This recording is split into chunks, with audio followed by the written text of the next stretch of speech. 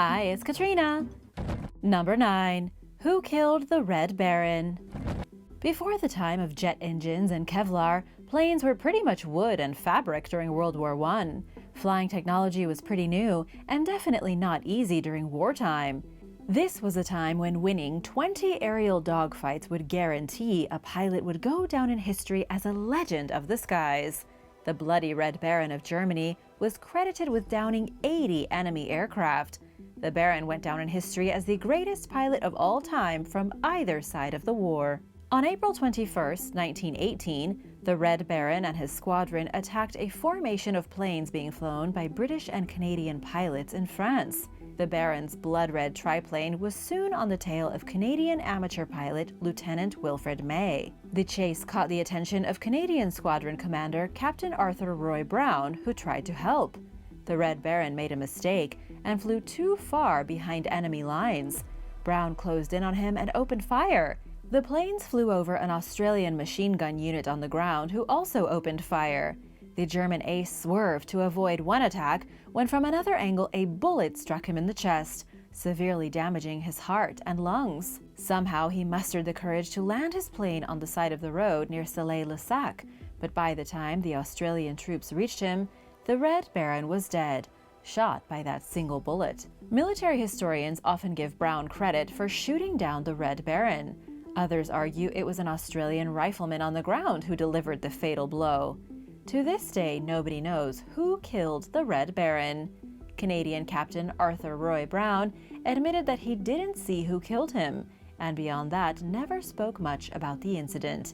Various theories have narrowed down the likely shooter to 3 different Australian gunners, with many pointing towards Sergeant Cedric Popkin, who was in an appropriate position to shoot the Red Baron based on the angle of the bullet that hit him. The Red Baron's unsound state of mind was also called into question. For such an experienced and skilled pilot, he flew dangerously low over enemy territory and became overly fixated on his target. He may have been suffering brain damage from a recent injury, leading to what seemed like a lack of judgment compared to his usual skill in decision-making. Number 8. Sabrina Cruz disappearance. In October 1917, the British sailing barge Sabrina left Cornwall for France with a cargo of coal under the command of a man named Captain Martin. The trip should have taken around 30 hours, but the vessel failed to arrive at its destination. French units found it 2 days later on Rosal Point south of Cherbourg, France, where it had run aground. The Sabrina appeared unharmed, but the crew was nowhere to be found. There were no outward signs of what might have gone wrong. The lifeboat was still in place, the galley fire was burning, and someone set the dinner table for 5 people. The crew's clothing and belongings were still on board, along with the ship's logbook, which contained no suspicious entries. There are many theories about what could have happened to the crew, whose disappearance remains a mystery to this day. One suggests the sailors went overboard in the storm while trying to secure everything on deck, but this seems unlikely given the ship's undamaged condition. Another theory speculates that a German U-boat crew abducted the men aboard the Sabrina. This is plausible since World War I was going on, and especially since a nearby Allied vessel had recently reported seeing a U-boat in the area. Local historians uncovered records revealing that there were 23 people aboard the ship, compared to the usual 6. This suggests that the British may have used the Sabrina as a Q-ship, which lured unsuspecting U-boats into combat. Perhaps this was the true nature of the voyage, and something went horribly wrong, tipping the victory in the Germans' favor. But we may never know what happened to the crew aboard the ill-fated ghost ship. What do you think happened to the crew of the Sabrina? Let me know in the comments below, and be sure to subscribe if you haven't already. Number 7. Photos of a mystery woman. In 2013, a collection of private photographs dating back to World War I surfaced in northern France. A handful of the images show someone in a New Zealand lieutenant's uniform and hat standing alongside a fellow officer. Other pictures feature one man with a woman on his knee. A closer look reveals that the woman is clearly also the person wearing the lieutenant's uniform and hat in the other photos. The snapshots were taken in the yard of a house roughly 30 miles from the battlefront of the Somme. One individual featured in them turned out to be an Australian man named Captain Albert Arthur Chapman, who was serving with the New Zealand military. they did not identify the woman. The picture left the historians baffled as they tried to figure out who she was. At first, they theorized that she may have been one of the first female military officers, but this was disproven. There were no female officers in the British or New Zealand militaries during World War I. Whoever the woman was, she was wearing someone else's uniform in the pictures. She wore a wedding ring, yet Captain Chapman returned home from the war alone and unmarried. He was never married. It's possible that she was a local French woman. And while the relationship between the pair certainly seems romantic in some images, she may have been a friend, family member, or wife of one of Chapman's fellow soldiers. Number 6. The Missing Serial Killer. Hungarian tinsmith Bela Kiss was well liked by his neighbors, but they weren't close. When he left the village of Sintoka to serve in the war in 1914, his reputation was in good standing. That all changed in 1916 when Bela's landlord heard he had died in the war and went over to the man's house to clean it out so he could start renting it to someone else.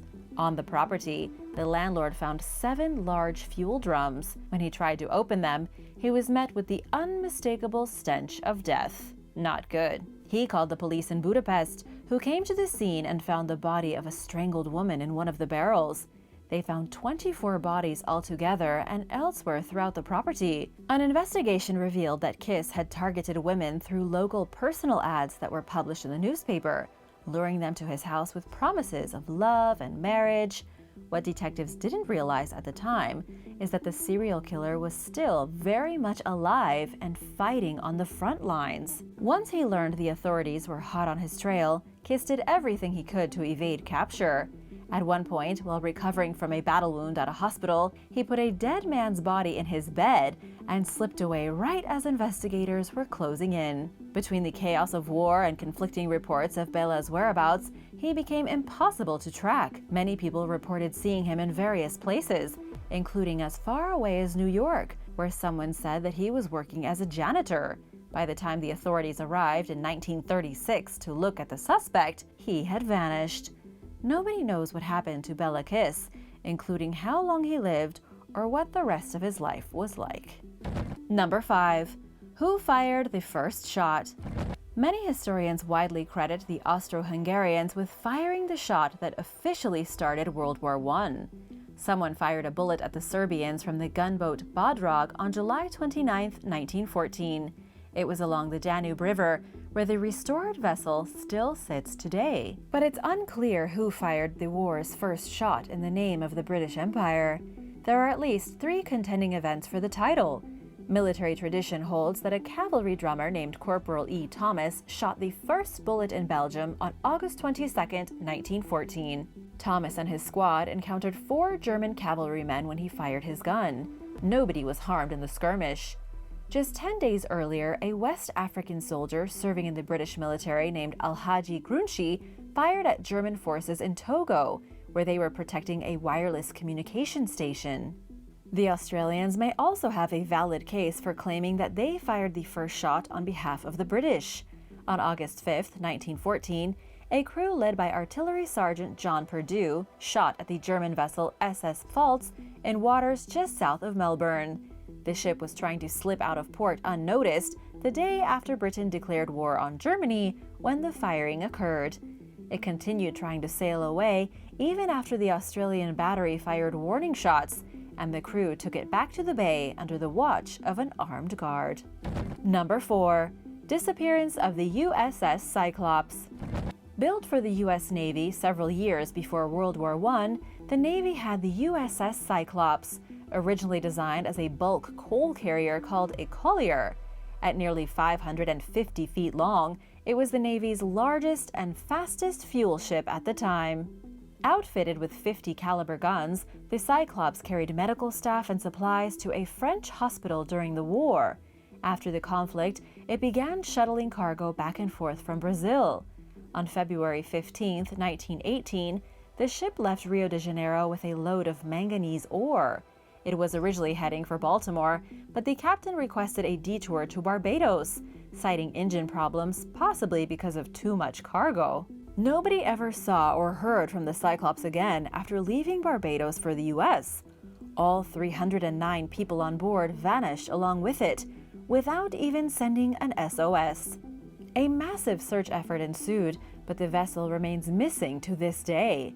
No evidence of what might have happened to it was ever found, including no debris or oil slick. The disappearance of the people aboard is the greatest non-combat loss of lives in U.S. Navy history. There are many long-held theories about what may have caused the Cyclops to vanish into thin air, including ideas pointing toward the Bermuda Triangle, German spies, aliens from outer space, and sea monsters as possible culprits. People were also quick to blame the captain, George W. Worley, who was allegedly a drunk and in no suitable position to command a ship. It's also possible that the crew encountered mechanical failures, that they were unfamiliar with how to handle the ship with its heavy load of manganese ore, a material used in steel production that the vessel rarely transports.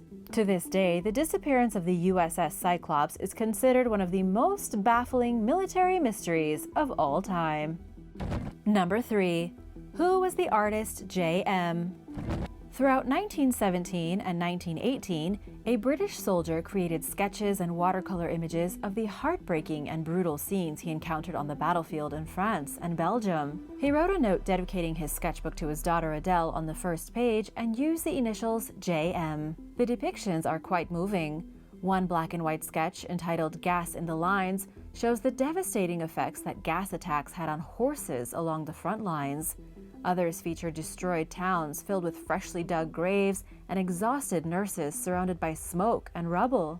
The sketchbook contains a piece of art dating from 1920, showing that J.M. survived the war. At some point, most likely during the 1960s, the man's artwork ended up at the University of Victoria in British Columbia, Canada. But nobody knows how it got there, who brought it there, or who J.M. even was. A record search yielded no results connecting anyone to the sketchbooks.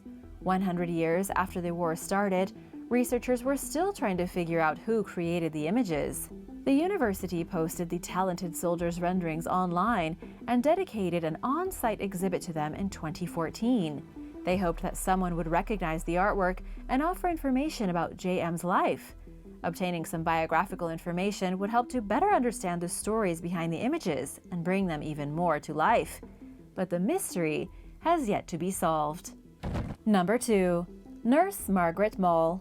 In 2013, staff members at Abertay University in Scotland discovered an old suitcase inside a cupboard in the college's psychology department.